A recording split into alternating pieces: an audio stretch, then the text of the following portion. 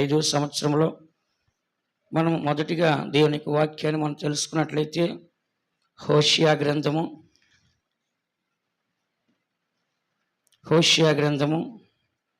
14వ అధ్యాయము 5వ వాక్యాన్ని ఒకసారి మనం చదువుకుందాం.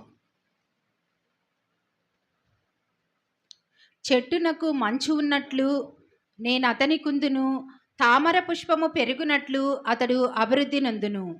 లెబానోను పర్వతము దాని వేళ్ళు తన్నునట్లు వారు తమ వేళ్ళు తన్నుదురు.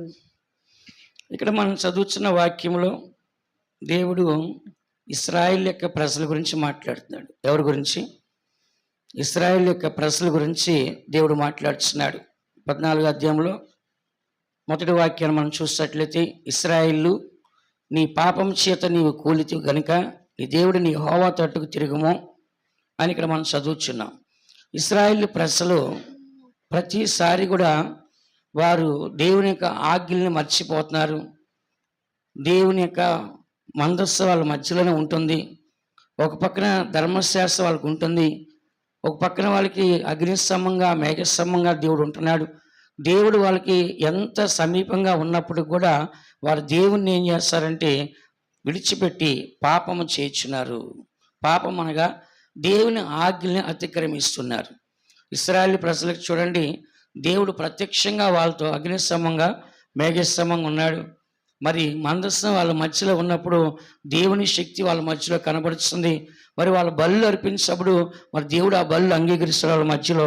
ఇలాగ అన్ని రకాలకు కూడా దేవుడు వాళ్ళతో ఉన్నప్పటికీ వాళ్ళు దేంతో ఉన్నారంట? దేవుడు వాళ్ళతో ఉన్నప్పుడు వాళ్ళు దేంతో ఉన్నారు? పాపముతో. చెప్పండి, దేంతోనంట? దేవుడేమో వాళ్ళతో ఉన్నాడు, కానీ వాళ్ళతో ఎవరితో ఉన్నారు? పాపంతో సంబంధించిన వారికి. అంటే దేవుడు చెప్పిన ప్రతిదాన్ని అతిక్రమించటమే. ఏమంట? దేవుడిది చేయొద్దంటే అదే చేస్తారు.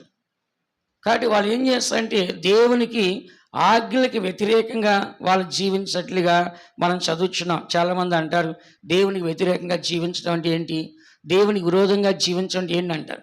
దేవుడు కొన్ని మనకి ఆజ్ఞలు ఇచ్చాడు. ఆ ఆజ్ఞలు మనం మీరితే దేవుని మనం ఏమంట ఎదిరించాలి. స్కూల్లో కొన్ని రూల్స్ పెడతారు, కాలేజీలో కొన్ని రూల్స్ పెడతారు, ఆఫీస్లో కొన్ని రూల్స్ పెడతారు. రూల్స్ క్రాస్ చేస్తే ఏం చేస్తారంటే పనిష్మెంట్ ఇవ్వటమో, డిస్మిస్ చేసేయటమో ఏదో ఒకటి వాళ్ళకి ఇస్తారు. కాబట్టి ప్రతి దానిలో ఒక రూల్స్ అనేది ఉంది. ఎక్కడికి వెళ్ళినా మీకు రూల్స్ ఉన్నాయి కదా. ఎగ్జామ్ హాల్ కూడా ఒక సెకండ్, ఒక నిమిషం లేట్ లోపల రానివ్వరు. ప్రతి దానికి కూడా ఒక సిస్టమేటిక్ అనేది ఉంది. కాబట్టి దేవుడు కూడా ఏంటంటే, మీరు ఈ విధంగా జీవిస్తే నేను మీతో ఉంటాను, నా ఆశీర్వాదాన్ని మీకు ఇస్తాను, మీ కొరకు పరలోకాన్ని కట్టి అక్కడ తీసుకెళ్ళి నాతో కూడా మిమ్మల్ని కూర్చుండ పెట్టుకుంటా అని చెప్పేసి దేవుడు ఏం చేశాడంటే ఇశ్రాయేలు ప్రజలకి ఎన్నో రకాలుగా సహాయం చేశాడు. మీ అందరికీ తెలుసు, ఏదైనా తోటలో ఫేస్ టు ఫేస్ ఆదాము అవ్వలతో దేవుడు ప్రతిరోజు సహవాసం ఉన్నాడు. దాన్ని ఏం చేశారు? సైతాను వలలో పడిపోయి దేవుణ్ణి పోగొట్టుకొని శాపగ్రస్తులుగా బయటకు వచ్చేసారు. అక్కడి నుంచి వారికి ఏమి స్టార్ట్ అయిందంటే, వాళ్ళని దేవుడు వదిలేశాడు. కానీ వాళ్ళకి ఏమి ఇచ్చాడు? దేవుడు మనస్సాక్షి ఇచ్చాడు. ఏమిచ్చాడా? వాళ్ళ మనస్సు ఏది మంచిదంటే అదే మంచిది, ఏది చెడ్డదంటే అది చెడ్డది. అప్పుడు మనస్సాక్షిని ఏం చేశారు? ఆ కాలంలో కూడా దానికి సపోర్ట్ చేయకుండా ఆ మనస్సాక్షి కూడా వ్యతిరేకంగా జీవించబట్టి నోవహు కాలంలో జలప్రలయం పంపించి అందరిని చంపేశాడు. అక్కడ కూడా మనిషి ఫెయిల్ అయిపోయాడు. ఫస్ట్ ఏదైనా తోటలో ఫెయిల్ అయిపోయాడు. రెండోది మనస్సాక్షి కాలంలో మనుషుడు ఫెయిల్ అయిపోయాడు. ఆ తర్వాత ఏం చేశాడు? మోషేని కొండ మీద పిలిచి 40 రాత్రులు పగలు ఉంచి రాతి పలకలు ఇచ్చాడు. ఎన్ని ఆజ్ఞలండి? 10 మాత్రమే ఇచ్చాడు. మనకు ఇప్పుడు బైబిల్లో కొన్ని లక్షలు ఉన్నాయి కండిషన్స్, కానీ ఆ రోజు వాళ్ళకి ఇచ్చింది ఏంటండి? 10 ఆజ్ఞలు ఇచ్చాడు. కానీ ఫస్ట్ ఎన్ని ఆజ్ఞలు ఇచ్చాడు దేవుడు? ఒకటే ఇచ్చాడు. మంచి చెడు తెలివిచ్చే వృక్షాన్ని మాత్రం తినొద్దు, మిగతా అన్నీ తినన్నాడు. కానీ ఈయనేం చేశాడు? దాన్నే తిన్నాడు పోయి.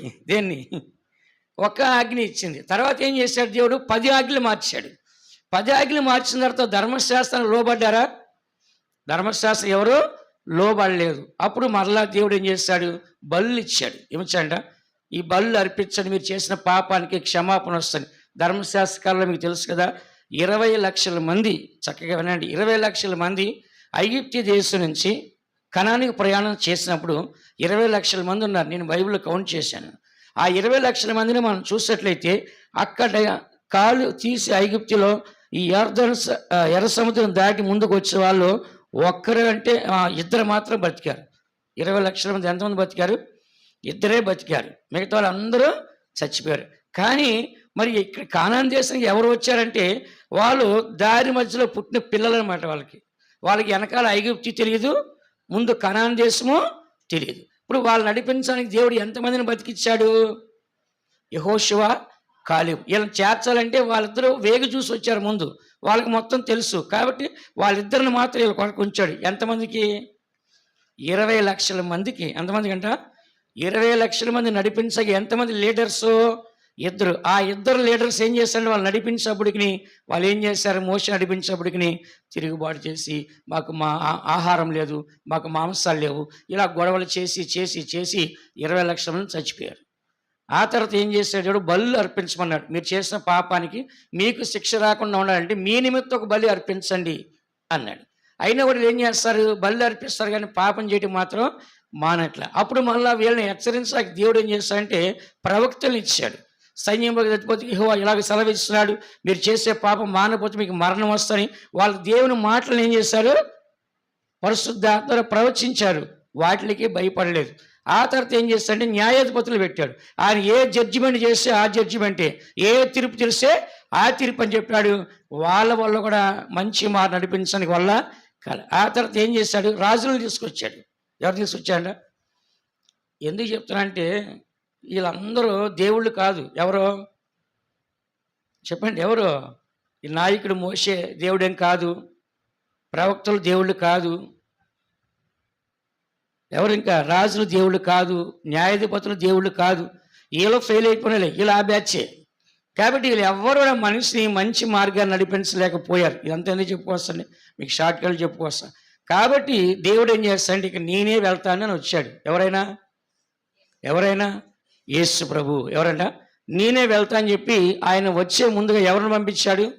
యోహాన్ని పంపించాడు. నువ్వు పోయి బాప్తిసాలు ప్రారంభించు, నేను వస్తానని చెప్పి ఆ యోహాన్ని పంపించి దేవుడే దిగి రావాల్సి వచ్చింది. ఎందుకంటే ఇశ్రాయేలు చేసే పాపము దేవునికి విరోధముగా ఉంటుంది. కాబట్టి దేవుడు ఆ విధంగా వాళ్ళు నడిపించుకుంటూ వచ్చాడు.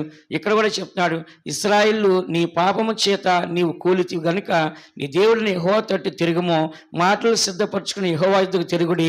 మీరు ఆయనతో చెప్పవలసింది ఏమనగా మా పాపములన్నింటినీ పరిహరింపము, ఎడ్లకు బదులుగా నీకు మా పెదవులు అర్పించున్నాం, నీవు అంగీకరింపదగిన అవే మాకు ఉన్నాయని చెప్పారు.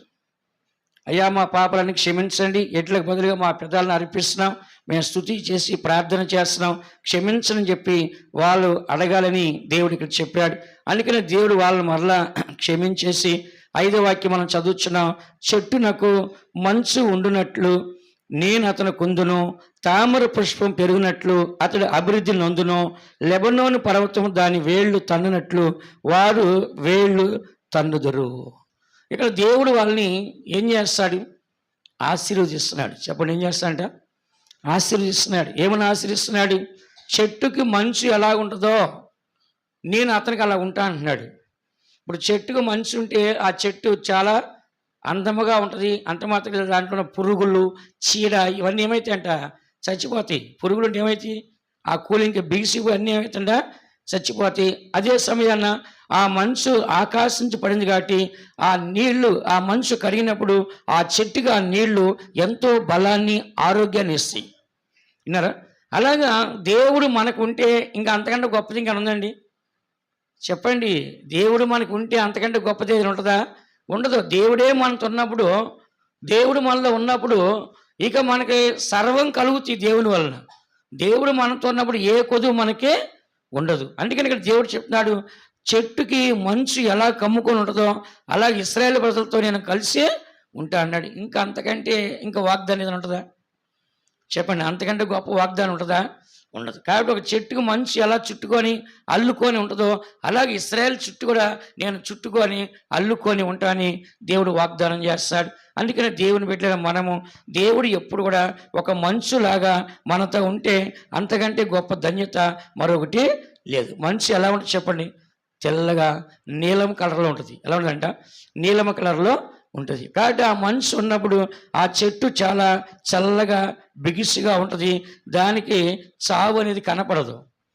ఇప్పుడు ఎండ వస్తే చెట్లు ఏమైపోతాయి? ఎండిపోతాయి, ఆకులు రాలిపోతాయి. కానీ ఎప్పుడు ఆ చెట్టుకి మంచి ఉందనుకోండి, దానికి ఎలా ఉంటుందంట? దాని బాడీ కూలింగ్గా ఉంటుంది, ఫుల్ ఏసీగా ఉంటుంది. ఎలా ఉంటుందంట? దాని బాడీ ఎలా ఉంటుంది? ఫుల్ ఏసీలో, ఫ్రీజర్లో పెట్టినట్టుగా ఉంటుంది. అందుకని దేవుని పెట్టిన మనము దేవుని యొక్క వాగ్దానం మనకి ఇచ్చాడు కాబట్టి ఆ వాగ్దానాన్ని మనం పొందుకోవాలి. ఇశ్రాయేలు ప్రజలకి దేవుడు ఎప్పుడు ఆ సెక్యూరిటీగా ఉంటాను, అగ్ని ప్రాకారంగా ఉంటాను అన్నాడు, అని దాని చుట్టూ ఉంటాను అన్నాడు. కాబట్టి ఇశ్రాయేలు ప్రజల్ని విడవను ఎడబాయని చెప్పాడు. కాబట్టి ఈ దినాన్న వాగ్దానము, ఆ దినాన్ని చెప్పిన వాగ్దానం ఈ దినాన్న మనకు కూడా ఆత్మీయ ఇశ్రాయేలు సంబంధించింది. ద్వితీయోపదేశకాండము 33వ అధ్యాయం 28వ వాక్యం చదివితే ఇశ్రాయేలు గురించి ఇక్కడ కూడా ఒక మాట చెప్తున్నాడు. ద్వితీయోపదేశకాండం 33వ అధ్యాయం 28వ వాక్యాన్ని చదువుకుందాం. ఇశ్రాయేలు నిర్భయముగా నివసించును, యాకోబు ఊట ప్రత్యేకింపబడును. అతడు ధాన్య ద్రాక్షారసములు గల దేశములో నుండును, అతనిపై ఆకాశము మంచును కురిపించును. ఇక్కడ మనం చదువుతున్న వాక్యంలో ఇశ్రాయేలు నిర్భయముగా నివసించును. చూడండి, ఇక్కడ ఇశ్రాయేలు నిర్భయముగా నివసించును, యాకోబు ఊట ప్రత్యేకించబడును, అతడు ధాన్య ద్రాక్షరసములను గల దేశములో నుండును, అతనిపై ఆకాశ మంచు కురిపించును. కాబట్టి ఎప్పుడు కూడా ఒక మంచు అనేది దేవుడు అక్కడ కురిపిస్తున్నట్లుగా మనం చదువుతున్నాం. కాబట్టి మంచు అని చెప్పినాడు, అది ఒక ఆశీర్వాదము. ఏమంటుంది? ఒక ఆశీర్వాదం. మనకి భూమి మీద మంచు కురిస్తే అది మనకు ఆశీర్వాదం, మంచు కురవకపోతే అది ఆశీర్వాదం కానీ కాదు. మీరు చెప్పండి, వర్షాకాలం చాలా కష్టంగా ఉంటుంది, ఎండాకాలం చాలా కష్టంగా ఉంటుంది, చలికాలం ఎట్లా ఉంటుంది? బాగుంటుందా బాగోదా? ఎండాకాలము ఎండలకు మాడి మసైపోతాం, వర్షాకాలము తడుచుకొని కొట్టుకొని వెళ్ళిపోతాం. కానీ చలికాలం ఏమైంది? అంత ఇబ్బంది ఏమి ఉండదు, బాగానే ఉండదు. చలికాలం చాలా చల్లగా చక్కగా ఉంటుంది. కాబట్టి దేవుడు వాళ్ళకి ఎప్పుడు కూడా పగల ఎండ దెబ్బను, రాత్రి వెన్నెల దెబ్బని తగలకుండా నీడగా ఉంటా అని చెప్పిన దేవుడు వాళ్ళకి ఎప్పుడు కూడా ఎలా ఉన్నాడంట? చెప్పండి, మేఘస్తంభంగా ఉన్నాడు పగలు, ఎందుకని? ఎండ తగలకుండా. రాత్రి ఎలా ఉన్నాడంట? అగ్నిస్తంభంగా ఉన్నాడు, ఎందుకని? వెలుతురు ఇవ్వడానికి, వేడి ఇవ్వడానికి, చలియకుండా. కాబట్టి దేవుడు వాళ్ళకి ఎప్పుడు కూడా వాళ్ళతో ఉన్నాడు. కాబట్టి ఈ రోజున దేవుడు మనతో ఉన్నాడా లేడా? ఉన్నాడని వాళ్ళు ఒకసారి హల్లెలూయా చెప్పండి. హల్లెలూయా. కాబట్టి మనం ఎప్పుడు కూడా దేవుడు లేడేమో, నన్ను మర్చిపోయాడేమో, నన్ను వదిలేశాడేమో, నన్ను చూడట్లేదేమో అని మనం అనుకోవద్దండి. ఇశ్రాయేలు ప్రజలు ఎన్ని తప్పులు చేసినా వాళ్ళని క్షమిస్తున్నాడు, వాళ్ళని శిక్షిస్తున్నాడు, కానీ వాళ్ళు వదలట్లా. ఇప్పుడు మన తల్లిదండ్రులు తీసుకుందాం, మన పిల్లలు ఎన్ని తప్పులు చేసినా మనం శిక్షిస్తాము, మళ్ళీ అదే సమయం ఏం చేస్తాము? క్షమిస్తాం. ఏం చేస్తామంట? వాడు ఎంత దుర్మార్గుడైనా సరే వాడిని ఏం చేస్తాం మనము? చెప్పండి, క్షమిస్తాం. మనం క్షమించి మళ్ళీ దగ్గర తీసుకుంటాం. దేవుని స్వభావం కూడా అంతే. విన్నారా? దేవుడు కూడా ఏం చేస్తాడంట? శిక్షిస్తాడు. దేవుడు తాను ప్రేమించి వారిని గద్దించి శిక్షించును. కాబట్టి శిక్షిస్తాడు, గద్దిస్తాడు, కానీ దేవుడు విడిచిపెట్టు. ఇశ్రాయేలుకి నిర్భయంగా నివసించండి, భయపడకుండా ధైర్యంగా ఉండండి. యాకోబు నీ ఊట ప్రత్యేకించబడి, అంటే ఎప్పుడు ఊట అక్కడ ఏమొస్తుందంట? బావిలో నీళ్ళు వచ్చేటట్టుగా వాళ్ళ జీవితాల్లో నీరు అనేది ఒక ఊట ఎప్పుడు వాళ్ళకి వస్తూనే ఉంది. అందుకని మనకి జీవితంలో దేవుణ్ణి కలిగి మనం ఉన్నట్లయితే కనుక ఎప్పుడు కూడా మనం మంచు కురుస్తూనే ఉంటుంది. ఆ మంచు మనం కురిసినప్పుడు ఒక ఆశీర్వాదకరంగా కనబడతాం. అనేకులు ఈ దినాల్లో చూస్తే అనేక దేశాలు మనం చూస్తున్నాం కరువుతో కనబడుతున్నారు. కానీ దినాన్ని మనము సర్వ ఆశీర్వాదంతో అక్షరానుసరంగా, మరి అంత మాత్రం కాదు, ఆత్మీయంగా కూడా మంచి ఆశీర్వాదాన్ని మనం ఏం చేస్తున్నాం? పొందుకుంటున్నాం. దీని గురించి ద్వితీయోపదేశకాండం 32వ అధ్యాయం 2వ వాక్యం ఒకసారి చూడండి. 32వ అధ్యాయం 2వ వాక్యం.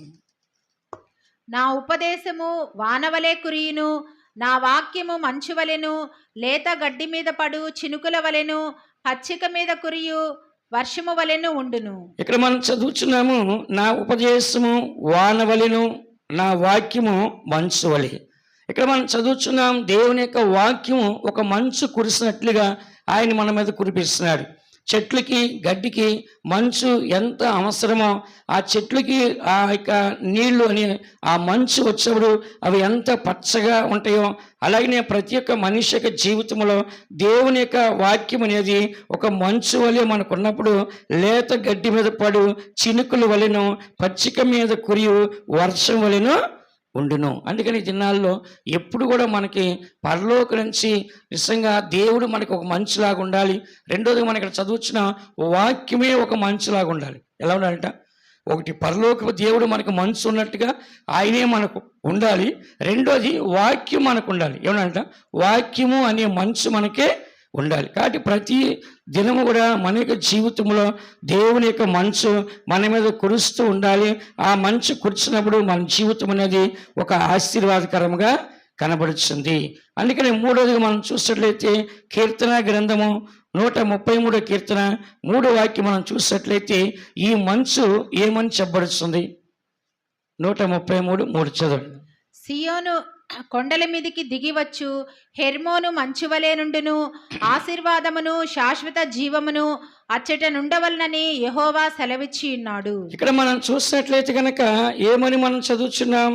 సియోను కొండ మీదకి దిగు వచ్చు, హెర్మోను మంచువలే నుండును. సియోను కొండ మీదకి దిగి వచ్చు, హెర్మోను మంచువలే నుండును, ఆశీర్వాదమును శాశ్వత జీవమును అచ్చట నుండవలని యెహోవా సెలవిస్తారు. కాబట్టి ఇక్కడ మనం చదువుచున్నాం సియోనులోంచి లేకుంటే సియోను కొండ మీదకి హెర్మోను మంచు దిగినట్లుగా దేవుని యొక్క ఆశీర్వాదము శాశ్వత జీవము అక్కడ కనబడుతుంది. మనకి ఒకటి ఆశీర్వాదం కావాలి, రెండోది శాశ్వత జీవం కావాలి. భూమి మీద జీవించాలి, తర్వాత పరలోకానికి కూడా వెళ్ళి ఏం చేయాలి? మనము జీవించాలి. భూమి మీద జీవించాలి, శాశ్వతంగా ఎక్కడ జీవించాలి? మనము పరలోకానికి వెళ్ళి దేవునితో మనము జీవించాలి. కాబట్టి శాపగ్రస్తులుగా ఉంటే ఎక్కడికి వెళ్తాము? చెప్పండి. శాపగ్రస్తులు ఉంటే ఎక్కడికి వెళ్తాం? నరకానికి వెళ్తాం. ఆశీర్వాదం ఉంటే ఎక్కడికి వెళ్తాం? పరలోకానికి వెళ్తాం. దేవుడు చెప్పాడు కదా, ఆశ్రయించబడిన వారులారా, నా తండ్రి చేత ఆశ్రయించబడిన వారులారా రండి, భూలోకం పుట్టినది మొదలుకొని మీ కొరకు సిద్ధపరిచిన పరలోక రాజ్యాన్ని స్వతంత్రించుకోండి. తర్వాత శపించబడిన వారులారా మీరేం చేయాలి? సాతానికి వారి దూతలకి సిద్ధపరిచి అగ్నిగుండానికి వెళ్ళిపోండి అన్నాడు. కాబట్టి మనం ఆశ్రయించబడిన వారు ఉండాలా? శపించబడిన వారు ఉండాలా? చెప్పండి అందరూ. ఆశ్రయించబడిన వారు ఉంటే పరలోకానికి రమ్మని అన్నాడు. శపించబడిన వాడు ఉంటే సాతానికి వారి దూతలకి సిద్ధపరిచిన అగ్నిగుండానికి ఏం చేయాలంట? వెళ్ళమన్నాడు. అందుకనే దేవుని బిడ్డలే మనము ఒకటి దేవుడు మనకు మంచిగా ఉండాలి, రెండోది దేవుని వాక్యం మనకు మంచిగా ఉండాలి, మూడోది ఎలా ఉండాలంట? ఆశీర్వాదం మనకి ఎప్పుడు మంచిగా మనల్ని అంటూ పట్టి ఉండాలి, మనల్ని అంటుకొనే ఉండాలి. నాలుగోది మనం చూసైతే జకర్యా గ్రంథము 8వ అధ్యాయం 12వ వాక్యం చూడండి. జకర్యా గ్రంథం 8వ అధ్యాయం 12వ వాక్యం.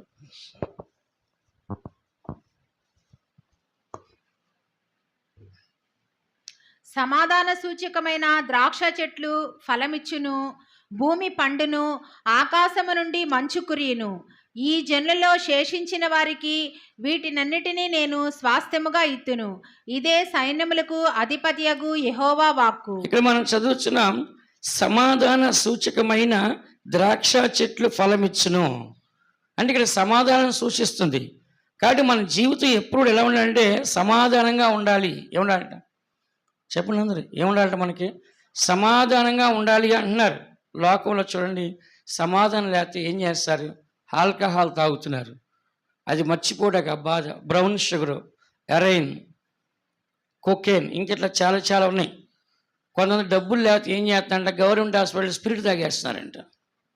ఫ్రీగా వస్తుంది కదా, స్పిరిట్ కూడా తాగేస్తారంట కొంతమంది. ఆ మధ్య తాగుబోతాడు కరోనా డబ్బులు లేక శానిటైజర్ కూడా తాగేశారు. అది మంచి కిక్ ఇచ్చిందంట. ఫుల్ కిక్ అవుతుంది, శానిటైజర్ కూడా తాగేస్తారు.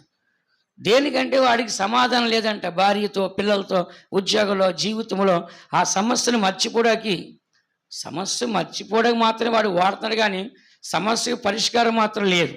కానీ దేవుడు మన జీవితంలో ఏం చేస్తాడంటే ఆ సమస్యకి ఒక మంచు ఎలా ఉంటుందో అలాగూ సమాధానాన్ని మనకేం చేస్తాడంట? ద్రాక్ష చెట్లు ఫలించును, భూమి పండును, ఆకాశం నుండి మంచు కురియును, ఈ జనుల్లో శేషించిన వారికి వీటన్నిటిని నేను స్వాస్యంగా ఇచ్చును. కాబట్టి మన జీవితంలో ఎన్ని ఉన్నా కానీ మనకి ఏముండాలి చెప్పండి? సమాధానం ఉండాలి. ఎంతోమంది కోట్ల ఆస్తుంది, సాయంత్రం అయ్యేసరికి వాళ్ళకి భయము. బిజినెస్ ఏమైద్దో, కుటుంబం ఏమైద్దో, మనం డబ్బు సంపాదించిన ఏమైద్దో, శత్రువులు మనల్ని ఏం చేస్తారని చెప్పి సాయంత్రంగా ఫుల్గా తాగేసి మత్తుగా పండుకుంటున్నారు. ఇంటి నిండా సీసీ కెమెరాలు, బాడీ గార్డులు ఉన్నారు, ఆల్ స్టేషన్ డాగులు ఉంటున్నాయి. ఇట్లా ఎంతో భయం వాళ్ళకి. ఎందుకని? భయం, శత్రువులు వస్తారు, మన ఆస్తిని కొట్టేస్తారని. కానీ ఇక్కడ దేవుడు సమాధానాన్ని ఏం చేస్తాడంటే, ఒక చెట్టు ఫలించాలంటే ఆకాశం మంచి ఎలాగో కావాలో అలాగే మీ జీవితాలు నేను సమాధానాన్ని స్వాస్యంగా ఇస్తాను. అంటే ఆస్తిగా, ఐశ్వర్యముగా మనకు సొంతంగా దేవుడు ఇస్తాడన్నట్టు. మీరు చెప్పండి, ఎక్కడికైనా వెళ్ళి మీరు మాకు సమాధానం కావాలంటే ఒక 500కో, ఒక 5,000కో, ఒక 5 లక్షలకు దొరికిద్దా? చెప్పండి, అందరూ మాట్లాడండి. సమాధానం కావాలంటే ఒక 5 లక్షలు ఇస్తే మనకు సమాధానం దొరికిద్దా? ఎక్కడా దొరకదు. వింటున్నారా? కుటుంబంలో భార్యను చూడగానే భర్త కోపం, భర్తను చూడగానే భార్యకి కోపం, ఇట్లా ఒకరినొకరు ఏం చేస్తున్నారు, చాలా కోపంగా కనపడుతుంది. కారణం ఏంటంటే సమాధానము లేదు. వాళ్ళ ఆలోచనలు వేరు, వీళ్ళ ఆలోచనలు వేరు, వారి అలవాట్లు వేరు, వీళ్ళ అలవాట్లు వేరు. మొన్న నేను గుంటూరుకి వెళ్తుంటే రైల్వే స్టేషన్కి వెళ్ళాను. ట్రైన్ వస్తూ ఉంది. ఒక ఫ్యామిలీ ట్రైన్ ఎక్కాలి. వాడు ఏం చేశాడు, ఫుల్ తాగేస్తున్నాడు, ప్లాట్ఫామ్ మీద పండుకున్నాడు కింద నేల మీద. ట్రైన్ వస్తుంది, వాళ్ళ భార్య లేపుతుంది, వాళ్ళు లేకట్లే, ఫుల్ అయిపోయింది, ఆడికి లేచి ఓపలేదు, కొడుతుంది. అప్పుడు ఆమె బొల్లే కొడుతుంది, ఆయన్ని చిత్తగొడ్డు కొడుతుంది, లెగరా లెగరా ట్రైన్ అవుతుందండి. వాడు లెగనే లేదు, ఏదుంటే తీసి కొడుతుంది. కాబట్టి ఇప్పుడు సమాధానం ఉండాలని ఎక్కడి నుంచి వస్తుంది? భర్త తాగుబోతూ, భార్య మంచిది, సెట్ అయిద్దా? అవరు. ఇలా ఎన్నో కుటుంబాలు చూస్తే సాయంత్రం అయ్యేసరికి రాత్రి అంతా ఏమంట నరకమే. ఆ ఇల్లు ఎలా ఉంటుందంట, వాడు తాగేసి అమ్మ నా బూతులు తిడుతూ ఉంటాడు, తాగేసి అన్ని పగల కొట్టేస్తుంటాడు, తాగేసి డబ్బులన్నీ అవజేసి అప్పులు చేస్తాడు, తాగేసి ఒండిన రోగం తెచ్చుకుంటాడు, తీసుకొచ్చి భార్య పిల్లలకి ఏమి ఇవ్వడో. ఈ తాగుబోతుడు వలన కుటుంబం అంత ఏమైందంట, నష్టమే నష్టం. అందుకని మనము దేవుని వల్ల మాత్రమే ఇవన్నీ మనం పొందుకోగలము. ఒకటి, దేవుడు మనకు మంచులాగా ఉండాలి. రెండు, దేవుని యొక్క వాక్యం మనకి మంచులాగా ఉండాలి. మూడవది, దేవుని యొక్క ఆశీర్వాదం మనకు మంచులాగా ఉండాలి. నాలుగో, దేవుని యొక్క సమాధానం మనకే మంచులాగా ఉండాలి. ఇలాంటివన్నీ మనకు ఉన్నప్పుడు మాత్రమే ఆత్మీయ జీవితమో, పరిశుద్ధ జీవితమో, దేవునితో కలిసి పాపము చేయకుండా దేవుడి ఆశీర్వాదాన్ని అనుభవించి మనం ముందుకి వెళ్ళగలం. ఈ ఆశీర్వాదాన్ని మనం పొందుతామని విశ్వాసం ఉన్న వాళ్ళు ఒకసారి మీ చేతులు పైకెత్తి హల్లెలూయా చెప్పండి. హల్లెలూయా. రెండోది మనం చూసినట్లయితే దీంట్లో తామర పువ్వు ఏమంట, చదవండి అన్నమాట. హోషియా 14:5 చదవండి మళ్ళీ. 14:5. చెట్టునకు మంచు ఉన్నట్లు నేను అతని కుందును, తామర పుష్పము పెరుగునట్లు అతడు అభివృద్ధి నందును. ఇక్కడ చూసినట్లయితే తామర పుష్పము పెరిగి అభివృద్ధి నొందినట్లుగా నేను అతన్ని అభివృద్ధి నుంచాను. తామర పువ్వు తెలుసుగా మీ అందరికీ, తెలుసు వారి చేతి ఎత్తండి. తెలుసా? అది ఎక్కడ ఉంటుంది?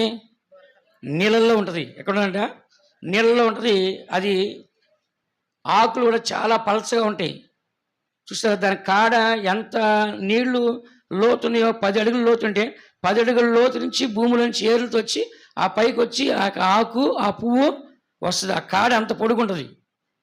విన్నారా? ఆ కాడ అంత పొడుగుంటుంది అన్నమాట. కాబట్టి అది త్వరగా ఎదిగిద్ది, చాలా స్పీడ్గా ఎదిగిద్ది. దాని పువ్వు ఏమైందంట చక్కగా వచ్చి అలాగా ఇచ్చిద్ది అనమాట. కాబట్టి అది తొందరగా ఎదిగిద్ది అనమాట. తామర పువ్వు పైకి వచ్చి దానికి ఒక ఆకు, దానికి ఒక కాయ, మొగ్గలాగా వచ్చి చాలా అందంగా ఉంటుంది, త్వరగా ఎదిగిద్ది. అలాగే దేవుడే ఉన్నాడు, తామర పువ్వు పెరిగి అభివృద్ధి చెందినట్లుగా నేను వారిని అభివృద్ధి పొందించదును. అందుకనే మనం కష్టపడితే వచ్చే ఆశీర్వాదం కంటే కూడా దేవుడు మనకిచ్చే ఆశీర్వాదమే చాలా సులువుగా, ఈజీగా మనము పొందుకోగలమని దేవుని యొక్క వాక్యం చెప్పబడుతుంది. అందుకని మనం ఎప్పుడు కూడా ఒక అభివృద్ధి చెందేవారిగా, విస్తరించేవారిగా, వ్యాపించేవారిగా ఉండాలి. ఎలా అంట? వ్యాపించేవారిగా, విస్తరించేవారిగా, అభివృద్ధి చెందేవారిగా ఇశ్రాయేలు ప్రజలను దేవుడు చేశాడు. సంఖ్యాకాండము 24:6 చదవండి. సంఖ్యాకాండం 24:6 చూడండి ఒకసారి.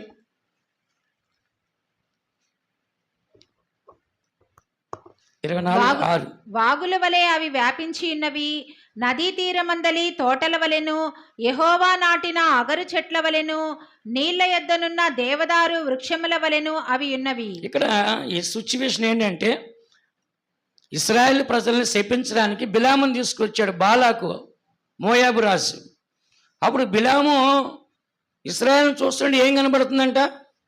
శపించడానికి ముందు వాళ్ళని చూశాడు. ఇలా చూడగానే వాళ్ళు ఎలా కనపడుతున్నారంటే చెప్పండి. ఇక్కడ 5వ వాక్యంలో యాకోబు నీ గుడారములు, ఇశ్రాయేలు నీ నివాసములు ఎంతో రమ్యమైనవి. ఎవరికి?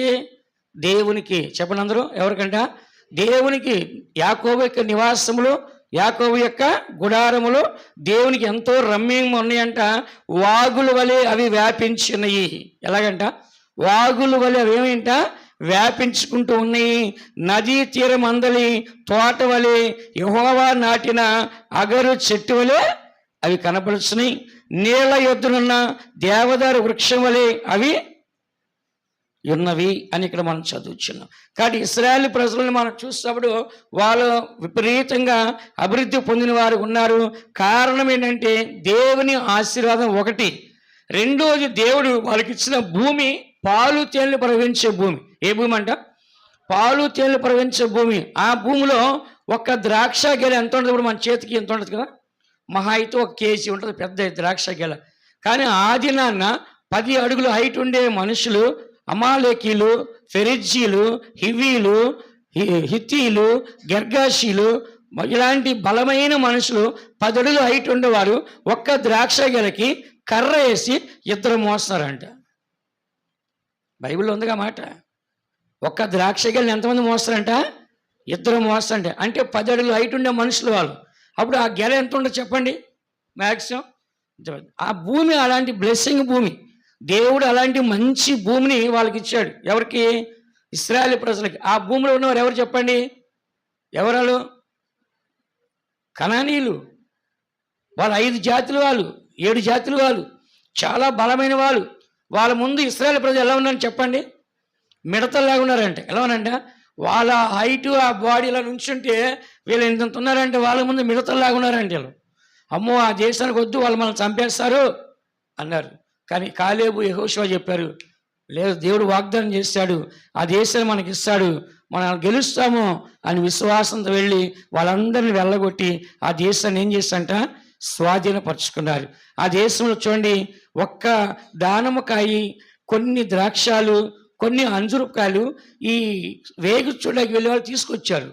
తీసుకొస్తే ఇశ్రాయేలు ప్రజలందరూ గుండె పగిలిపోయి కొట్టుకున్నారు. అమ్మో ఈ కాయలు ఇంత బలంగా ఉన్నాయా? ఆ మనుషులు ఒక గెలను ఇద్దరు మోస్తారా? వాళ్ళు ఇంకంత బలంగా ఉన్నారా? వాళ్ళ ముందు మనం చచ్చిపోతాం, వద్దు వద్దు ఏడుస్తున్నారు. ఎందుకని?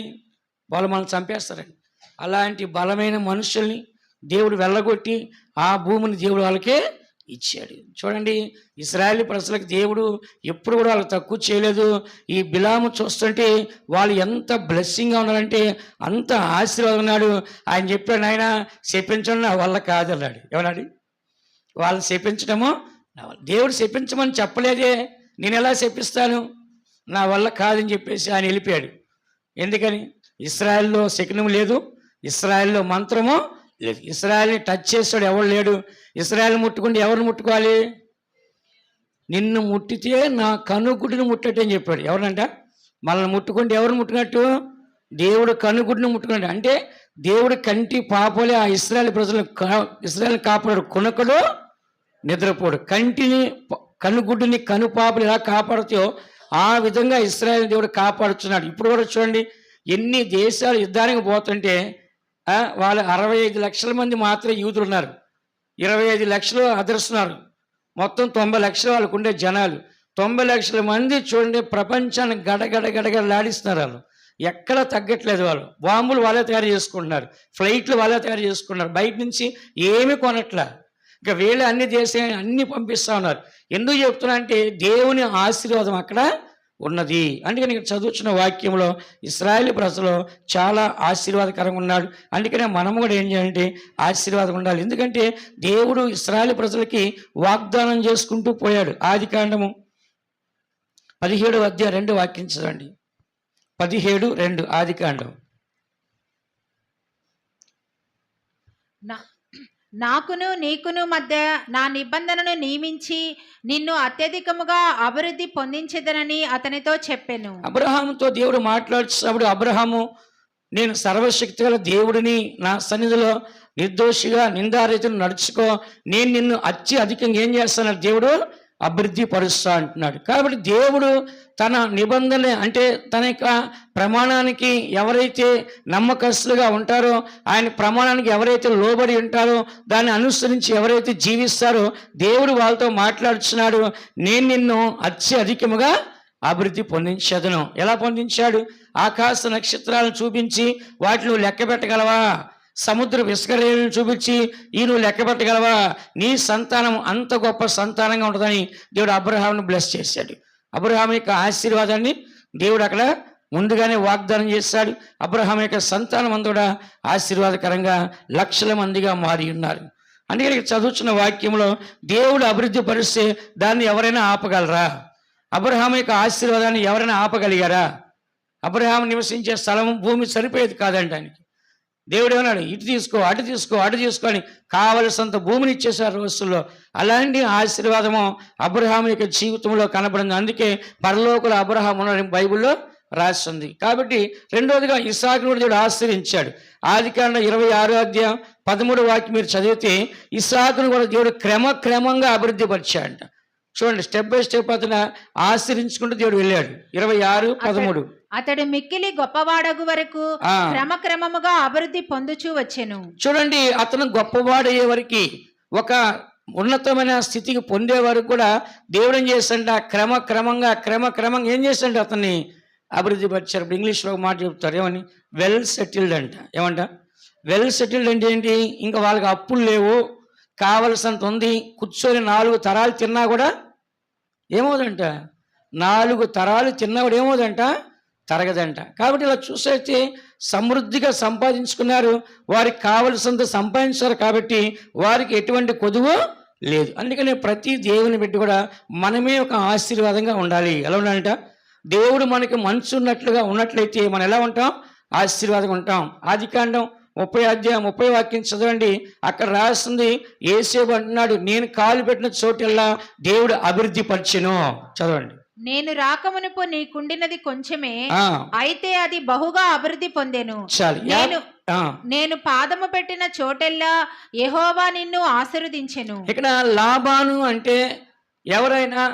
రెబకా అన్నయ్య, అంటే ఇస్సాక్కి బామ్మర్ది. యాకోబుకి ఎవరు? మామ, మేనమామ. ఈ మేనమామ అన్యుడు. అయితే యాకోబు అక్కడికి వెళ్ళాడు, అన్నయ్యను మోసం చేసి.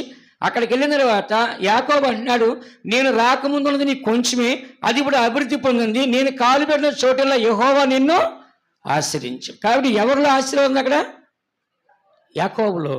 అబ్రహాము ఆశీర్వాదం, ఇస్సాకు ఆశీర్వాదం, యాకోబు అలా ఈ దినాన్న మన సంఘములో ఒక దేవుని బిడ్డ ఉంటే వాళ్ళ పిల్లలు ఏం చేయాలంట? ఆశీర్వాదము పొందాలి. చెప్పండి అందరూ, ఏం చేయాలంట? పిల్లలు ఏం చేయాలి? ఆశీర్వాదాన్ని పొందాలి. కాబట్టి మనము దేవునికి సన్నిధిలో దేవుడు వాగ్దానాలకి, మన ఆశీర్వాదానికి పాత్రులుగా మనం కనపడాలి. ఈ దినాల్లో దేవుడు ఆశీర్వదించాలని ఆయన కోరుచున్నాడు. కాబట్టి ఆశీర్వాదం పొందడానికి మనం కూడా ఏం చేయాలంట? ప్రయాసపడాలి. చెప్పండి అందరూ, ఆశీర్వాదం పొందడానికి మనం కూడా ఏం చేయాలంట? ప్రయాసపడాలి. మనం కూడా ప్రయాసపడితే దేవుని ఆశీర్వాదం తప్పకుండా వస్తుంది. ఒక వాక్యం చదవని ముగిస్తాను. 1 కొరింథీ రాసిన పత్రిక 15:58 వాక్యం చదువుకుందాం. 1 కొరింథీ 15:58. కాగా నా ప్రియ సహోదరులారా, మీ ప్రయాసము ప్రభువునందు వ్యర్థము కాదని ఎరిగి స్థిరులను కదలని వారును ప్రభువు కార్యాభివృద్ధి యందు ఎప్పటికీ ఆసక్తులున ఇండుడి. హల్లెలూయా. నా ప్రియ సహోదరులారా, చూడండి, పౌలు గారు కొరింథీ సంఘాన్ని చెప్తున్నాడు, నా ప్రియ సహోదరులారా, మీ ప్రయాసము ప్రభువునందు వ్యర్థము కాదని. అందరూ వినండి. మనం ఏదైతే ప్రయాసపడి ఆత్మీయ జీవితంలో, విశ్వాస జీవితంలో, పరిశుద్ధ జీవితంలో వాక్యానుసారంగా జీవించి దేవుని నామములో ఆత్మీయ ప్రయాసం ఏదైతే మనం పడుచున్నామో, మీ ప్రయాసము ప్రభునందు వ్యర్థము కాదని ఎరిగి స్థిరులను కదలని వారును ప్రభు యొక్క కార్య అభివృద్ధి యందు ఎప్పటికీ ఆసక్తులై వినండి. ఇప్పుడు ఎవరైనా చెప్పండి, ఆశీర్వాదం పొందాలంటే ఆసక్తిగా ఉంటారా ఉండరా? డబ్బు సంపాదించాలంటే ఇంట్రెస్ట్ ఉంటుందా ఉండదా? చెప్పండి. డబ్బు సంపాదించాలంటే ఇంట్రెస్ట్ ఉంటుందా ఉండదా? ఆసక్తి ఉంటుంది. అట్లాగే ప్రభు యందు దేవుని యందు దేవుడిచ్చే ఆశీర్వాదాలు పొందడానికి మన అభివృద్ధి పొందడానికి ఎప్పుడు ఎలా ఉండాలంట? ఆసక్తి కలిగి ఉండాలి. ప్రార్థన చేసి దేవుని అడిగి దేవుని ద్వారా ఒక్కొక్కటి ఏం చేయాలంటే మనము పొందుకున్న వారిగా కనపడి. అందరి గంటలు మూసుకోండి. సమయము 1 గంట అవుతుంది కాబట్టి దేవుని బిడ్డలు మనము ఈ సమయాన్న దేవుడు చెప్తున్నాడు ఇశ్రాయేలు ప్రజలకి, చెట్టుకు మంచు ఉన్నట్లుగా నేను అతనికి ఉండును. ఇశ్రాయేలుకి ఆ ఇశ్రాయేలు ప్రజలు ఎప్పుడు కూడా మంచు అనేది వాళ్ళకు కురుస్తూ దేవుడు వాళ్ళకి మంచులాగా ఉన్నాడు. రెండవది దేవుని యొక్క వాక్యమే ఒక మంచులాగా వాళ్ళకి కనపడి వాళ్ళని ఆశీర్వదించింది. మూడవది దేవుని యొక్క ఆశీర్వాదము వాళ్ళని ఆవరించి ఆశీర్వదించింది.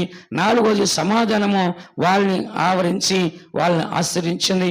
అలానే రెండవదిగా మనం చూసినట్లయితే ఇశ్రాయేలు ప్రజలు వారు వాగుల వలె వారు వ్యాపించినట్లుగా మనం చూసినాం. అవును, అబ్రహాము, ఇసాకు, యాకోబులు కూడా దేవుడు ఆశీర్వదించినాడు. మనం కూడా ఈ ఆశీర్వాదాలు ఈ అభివృద్ధిని పొందడానికి ముందుకు సాగిపోవడానికి ఆసక్తి కలిగి ఉంటకు దేవుడు మనకు సహాయించను గాక. దేవుడు మనల్ని ఆశీర్వదించను గాక. ఆమేన్. హెర్మోన్ గిరిపై వర్షించునట్టి హిమాము వలెను నీ కృపయు. హెర్మోన్ గిరిపై వర్షించునట్టి హిమాము వలెను నీ కృపయు. ప్రతిదినము నన్ను నూతన పరచి నీదు సారూప్యముగా మార్చునుగా. ప్రతిదినము నన్ను నూతన పరచి నీదు సారూప్యముగా మార్చునుగా. సేవింతును ప్రేమింతును పూర్ణ హృదయముతో. సేవింతును ప్రేమింతును పూర్ణ హృదయముతో. నీవే నా స్వాస్థ్యమిగా, నీవే నా స్వాస్థ్యమిగా, నీవే నా స్వాస్థ్యమిగా. సేవింతును ప్రేమింతును పూర్ణ హృదయముతో. సేవింతును ప్రేమింతును పూర్ణ హృదయముతో. నీవే నా స్వాస్థ్యమిగా, నీవే నా స్వాస్థ్యమిగా, నీవే నా స్వాస్థ్యమిగా, నీవే నా స్వాస్థ్యమిగా, నీవే నా స్వాస్థ్యమిగా. ఆమేన్. శరబల కతుర మన రిబల కతుర మన రిబల కతిర. దేవుని బిడ్డల మనము ఈ దినాన్న అందరూ కూడా దేవుడు చెట్టుకు మంచునట్లుగా మనకు ఉంటా అని చెప్పాడు. ఇశ్రాయేలు ప్రజలు చేసే వాగ్దానం ఈ రాత్రి కలిసి మనకు కూడా చేస్తున్నాడు. కాబట్టి మనల్ని దేవుడు విడవని ఎడబాయని దేవుడు. ఆయన మనతో ఉంటే సకల ఆశీర్వాదాలు, సకల సమాధానం, సకల స్వస్థత, సకల జీవము, సమస్త సమాధానం మనకు కలుగుతుంది. కాబట్టి దేవుని కలిగి విశ్వాసంతో మనం ముందుకు సాగిపోవాలి. మనుషుల వైపు చూడొద్దు, దేవుని వైపు మాత్రం చూసి, దేవా నాకు మంచిగా మీరు ఉండండి, మంచును కురిపించి నా జీవితాన్ని ప్రభా ఆశీర్వాదకరంగా మార్చండి, సమాధానంగా మార్చండి, వాక్యము చేత నింపండి, ఎల్లప్పుడూ మీరు నాతో ఉండి ఈ లోకంలో నడిపించండి, ఈ సంవత్సరం అంతా నడిపించండి. ఎల్లప్పుడూ మన విశ్వాసంతో ఆసక్తి కలిగి అభివృద్ధి పొందేవారు మనం ఉండాలి. అలాంటి జీవితం దేవుడు మనం దయచినట్లుగా స్తోత్రించదమ్మా. స్తోత్ర స్తోత్ర స్తోత్ర స్తోత్ర స్తోత్ర. దేవుడు పాత సంవత్సర ఆరాధన, కొత్త సంవత్సర ఆరాధన, పాటలు, ప్రార్థన, సాక్ష్యాలు, వాక్యాలు దేవుడు ఆశ్రయించారు కాబట్టి స్తోత్రించదమ్మా. స్తోత్ర స్తోత్ర స్తోత్ర స్తోత్ర స్తోత్ర స్తోత్ర. ఈ వాక్య ప్రకారంగా మనం కష్టం వచ్చినా, వ్యాధి వచ్చినా, మరణం వచ్చినా, సాతాను పోరాటం వచ్చినా దేవుడు నాకు ఉన్నాడని విశ్వాసంతో ధైర్యంగా జీవించాక దేవుడు సాధించేట్లుగా, దేవుడు మనల్ని అభివృద్ధి పరిచేట్లుగా స్తోత్రించదమో. స్తోత్ర స్తోత్ర స్తోత్ర స్తోత్ర స్తోత్ర. ఇప్పుడు పరిశుద్ధ బల్లారు ఉంది, దేవుడు బల్లారును ఆశ్రయించట్లుగా స్తోత్రించదమో. స్తోత్ర స్తోత్ర స్తోత్ర స్తోత్ర స్తోత్ర స్తోత్ర. తండ్రి, కుమార, పరిశుద్ధాత్మను స్తోత్రించదమో. స్తోత్రం స్తోత్ర స్తోత్ర స్తోత్రం. ప్రభుత్వం రాబోచ్చాడు, మన అందరిని పరిశుద్ధపరిచి ఆయన రాకడికి సిద్ధపరిచేట్లుగా స్తోత్రించదమా. స్తోత్ర స్తోత్ర స్తోత్ర.